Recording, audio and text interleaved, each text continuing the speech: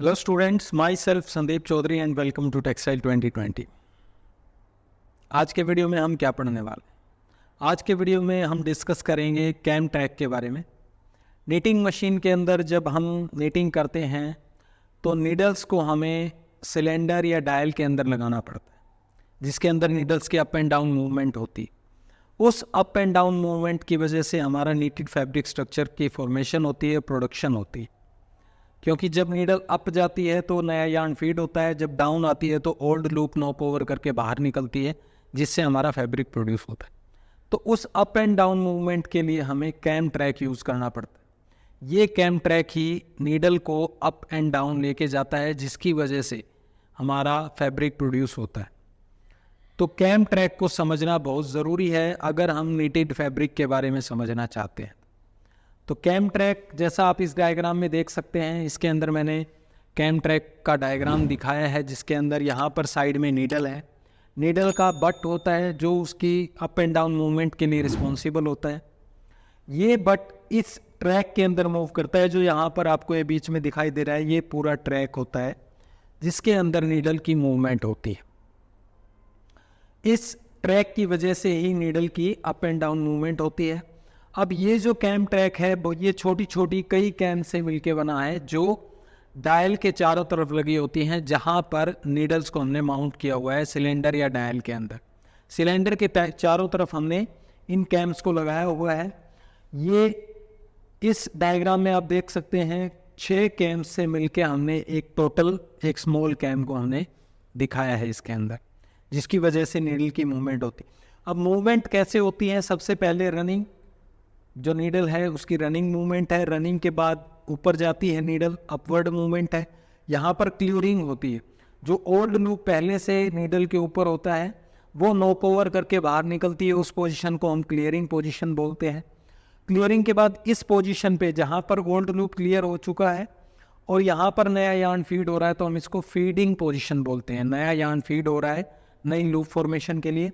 Feeding के बाद यहाँ पर नॉक ओवर, जो हमने ओल्ड लूप प्रोड्यूस की है वो यहाँ पर जब नीडल में यार्न फीड हो जाएगा तो नीडल डाउनवर्ड मूवमेंट स्टार्ट करेगी और इस पॉइंट पे आके नए यार्न के अंदर से हमारी जो ओल्ड लूप है वो नॉक ओवर करती है और बाहर निकलती है।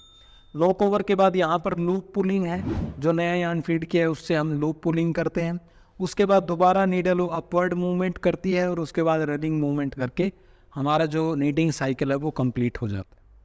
नीटिंग साइकिल के अंदर ये सारी टर्म यूज़ होती हैं, इसलिए हमें ये चीज़ पता होनी चाहिए कि क्लियरिंग पोजीशन का मतलब क्या है, नॉक ओवर पोजीशन का मतलब क्या है, फीडिंग पोजीशन का मतलब क्या है।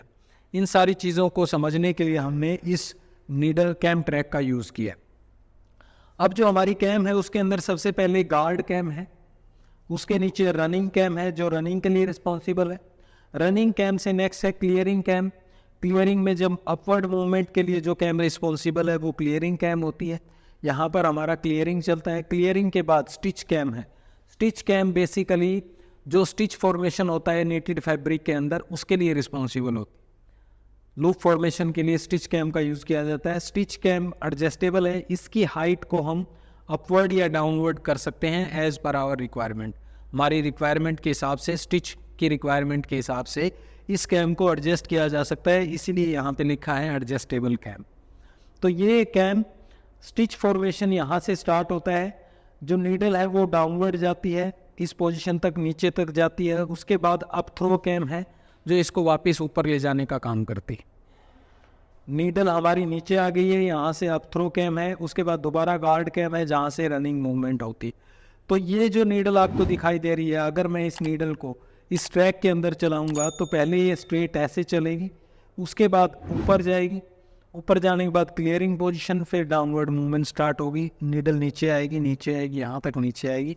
यहाँ पर नॉक ओवर लूप पुलिंग होने के बाद वापस ऊपर चलेगी और दोबारा रनिंग पोजीशन में आ जाएगी।